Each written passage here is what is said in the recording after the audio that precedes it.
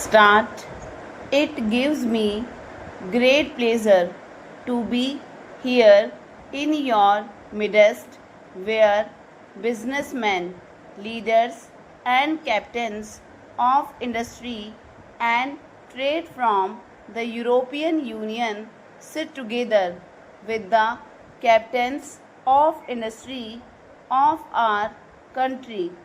I have always believed with Lord Keynes that in the final analysis, businessmen are the custodians of the possibility of survival of human civilization, and therefore, if business leaders think right, I think our societies and our polities can look to the future with hope and confidence. Therefore, I greatly welcome this opportunity to interact with such an outstanding group of leaders of business and industry.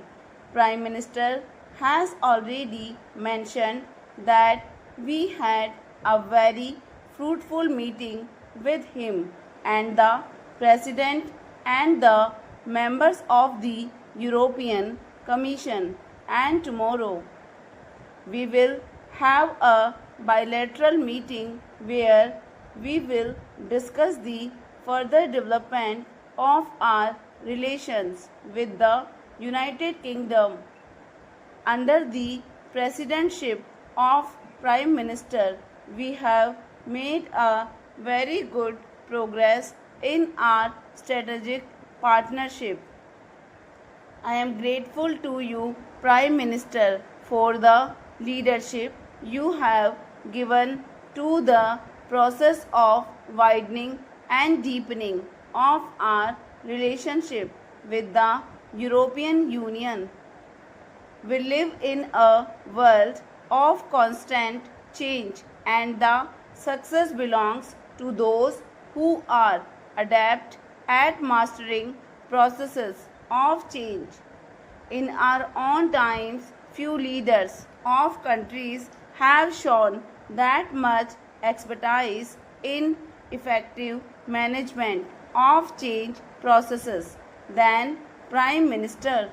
Therefore, what he has told you this afternoon, I think I heartily agree. Those are the ways to manage processes of change, and the moral of what he has been saying is similar to what I have been saying to our own people.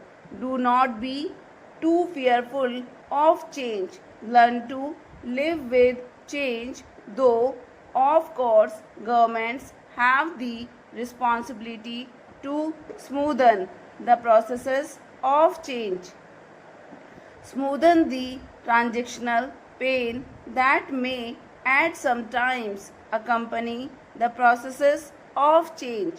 So, what Prime Minister has told you this evening, I heartily support. It's for me and for my colleagues a great delight that we have this opportunity to interact with leaders of European and Indian business. I sincerely believe that in the modern world, the relationship between governments is increasingly mediated through and influenced by the relationship between the civil society and the business community. It is on the foundation of people to people and business to business relations that we in government try to build state to state relations. India and the EU have deep and abiding ties comprising political, cultural, social, and economic relations. We are the largest democracies of the world.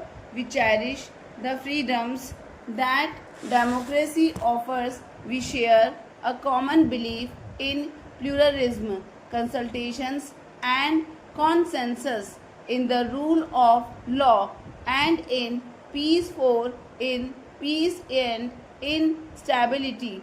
We have the foundations necessary for development and economic growth within the framework of an open society and an open economy. The terrorist attacks on July 7th this year in London are an unfortunate affirmation of our view that terrorism, by whatever name, can have no place in a civilized society. I am emphasizing this in this business summit because one of the aims of terrorism is to cause economic instability all round. I hope that as India and EU join hands today to strengthen our economic ties, one aspect of those ties must be to ensure peace in our lands. We need each other's strong support in that endeavor. We meet here today at a time when the Indian economy is once again on an upward growth path. For 2 years in a row, we have had upwards of 7% growth in our national income. This year, we expect to repeat that performance. I am convinced that we will sustain this rate of growth, perhaps even improve upon it in the next few years. This has the potential of transforming our economy in many ways.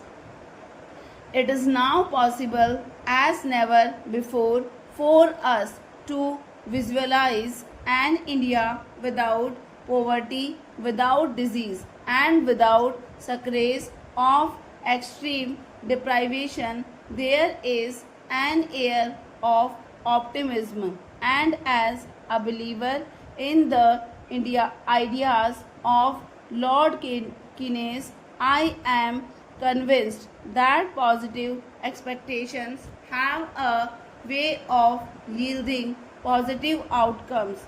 The process of economic reforms initiated by us in the early 90s has yielded rich dividends in many ways. We are committed to pursuing these reforms in a manner that the benefit percolate to all sections of our society, especially our rural poor. I have often said that we must talk on two legs, pursuing greater efficiency and simultaneously pursuing greater equity in the working of the economy. I do believe that if the fruits of higher economic growth are better shared, this in itself will stimulate further growth. We see the EU as a natural partner in our economic development for centuries. Long before the colonial era began, Indians and Europeans have been engaged in commerce. India has had civilizational and commercial links with different nationalities with Europe. We must build on those links by renewing the economic, social, and cultural basis of our relationship. Stop.